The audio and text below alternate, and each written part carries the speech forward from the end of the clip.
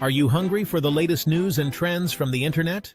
Welcome to What's Cooking on the Internet, your one-stop shop for discovering the hottest digital delights.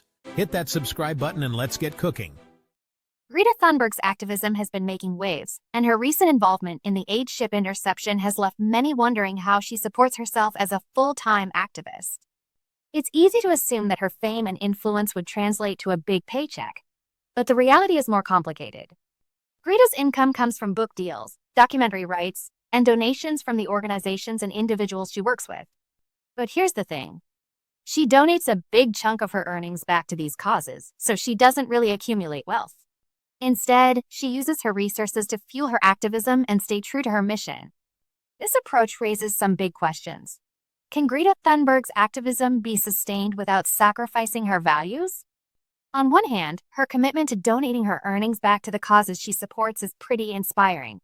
It shows she's all about using her platform for good. On the other hand, it's unclear whether this approach will be sustainable in the long term, especially as she faces more challenges and obstacles in her activism. Let's also think about the bigger picture. By prioritizing her activism over financial gain, Greta sets an example for others to follow. This could be a game changer in how we think about success and fulfillment. Maybe we can move away from focusing on material wealth and towards a more values-driven approach to life. Greta's involvement in the aid ship interception also highlights the complexities of her activism.